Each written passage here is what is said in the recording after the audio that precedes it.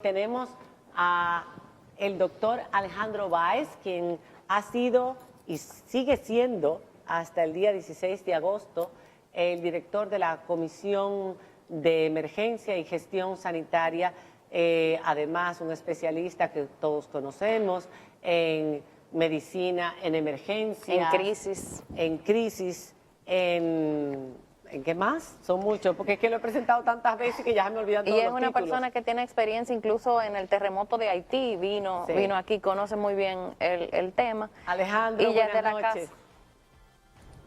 Hola, buenas noches, gracias por aguantarme una vez más. Aguantarte. No, es importante este momento, Alejandro, porque apenas quedan 13 días para el cambio de mando y mucha gente se pregunta cómo está la relación entre las diferentes, la Comisión de Alto Nivel, la de Emergencia, el Ministerio de Salud Pública, la nueva comisión nombrada para la transición, con todos esos organismos, me imagino.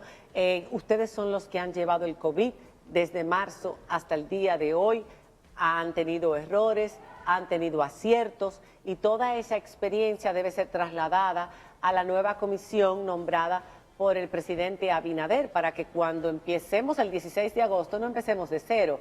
Queríamos, antes de hablar de esto y de otros muchos temas, saber cómo estaban las cosas en este momento, luego de las medidas tomadas recientemente con el estado de emergencia, la aprobación del estado de emergencia y el toque de queda.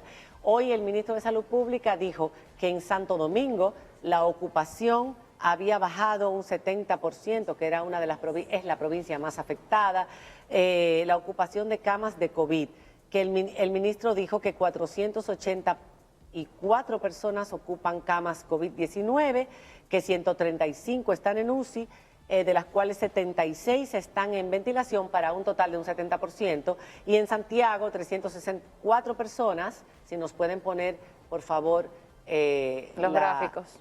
Sí, el del día de hoy, 89 en UCI, 35 pacientes bajo ventilación para un 78% de ocupación de camas y un 86% de capacidad de UCI.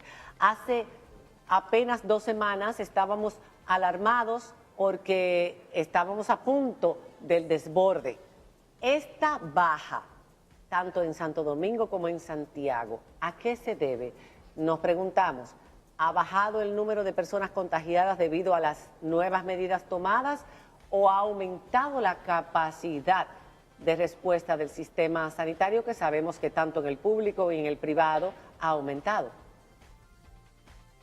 Sí, dos preguntas. Vamos a contestar la última primero, la primera de último. Entonces, la capacidad del sistema se ha ido aumentando. Hay que entender que cuando comenzó la pandemia, yo ni siquiera había entrado en el país, había un solo hospital designado, que era el Hospital Ramón de Lara, que hizo un excelente trabajo.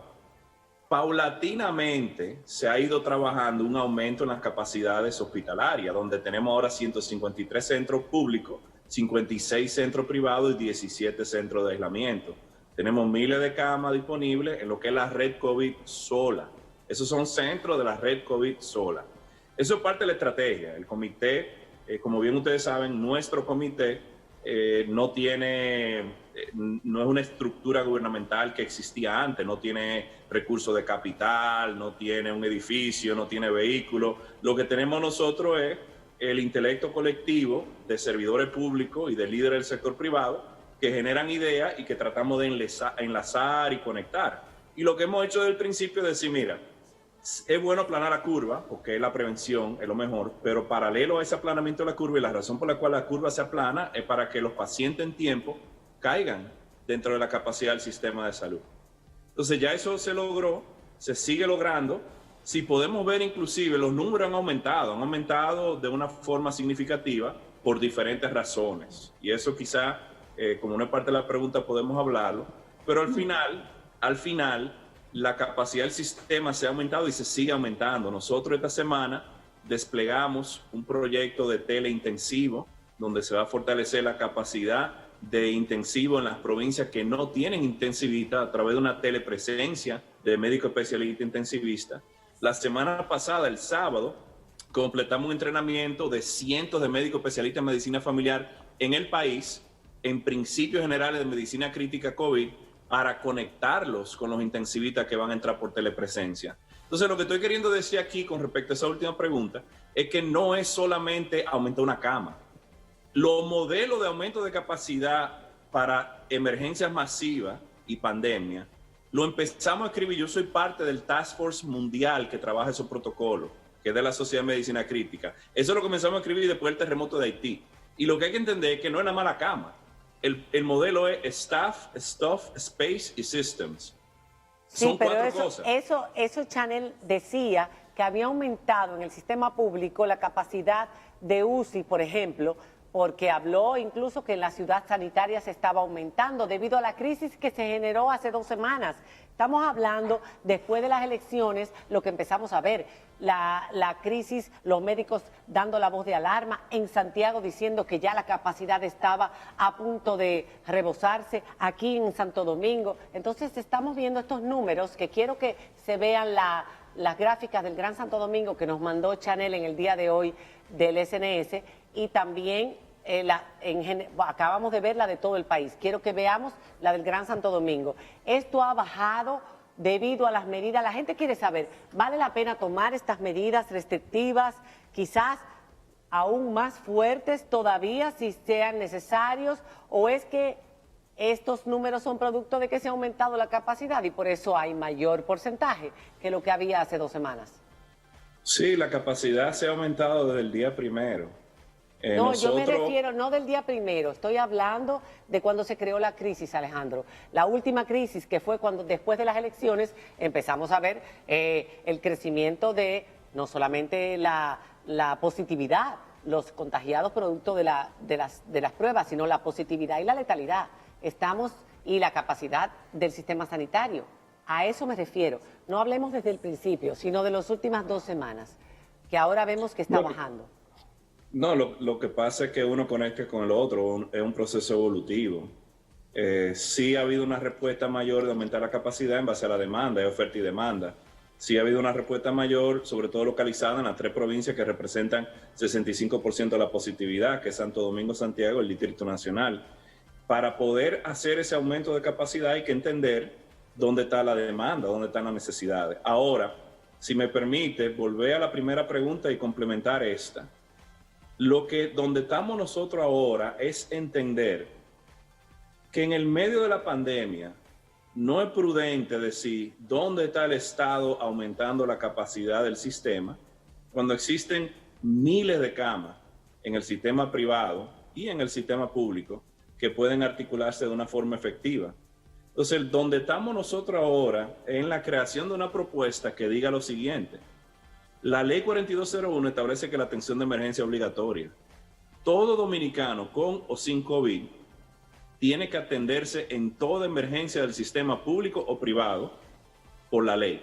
¿Y se está haciendo? Y el proceso de atención, de referimiento a tratamiento definitivo, le corresponde al equipo tratante, no a los familiares, como me tuitean a mí, me llaman y me mandan mensajes. Por favor, consígueme una cama. No, con gusto yo ayudo. Pero el equipo tratante tiene la responsabilidad de buscarle el sitio de tratamiento definitivo a esa familia. Es una responsabilidad.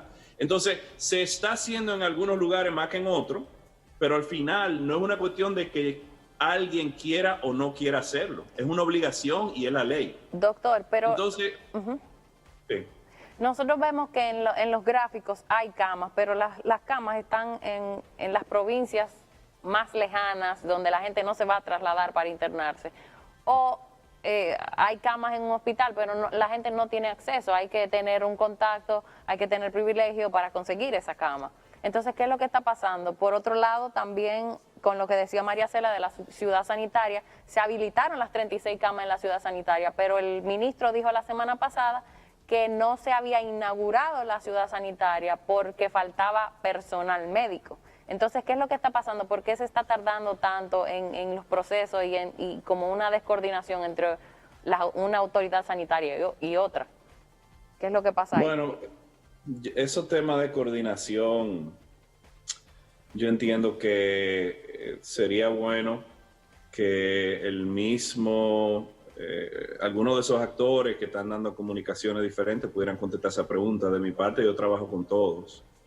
Lo que sí es bueno mencionar, Camila, es lo de la ciudad sanitaria.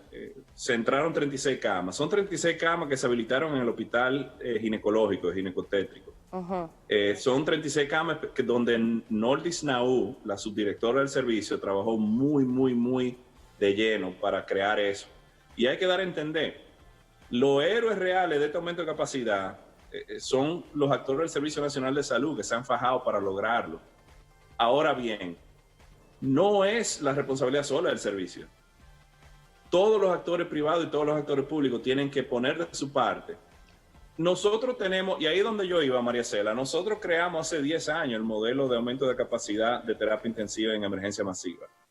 Comenzó en Haití y se ha ido puliendo en diferentes emergencias.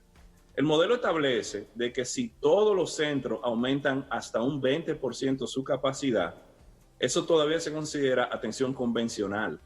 100% más un 20% es convencional. Lo que eso dice es que no podemos decir Sedimá, Homs y Plaza de la Salud solo. Sedimá, Homs y Plaza de la Salud solo. Y ahí es donde viene la pregunta de Camila. ¿Por qué esos centros están sobresaturados? Porque todo lo que se quejan, que no hay disponibilidad de cama, cuando se le enferma un familiar, lo quiere mandar para allá. Lo quiere mandar para el Homs, para Sedimá y para Plaza de la Salud.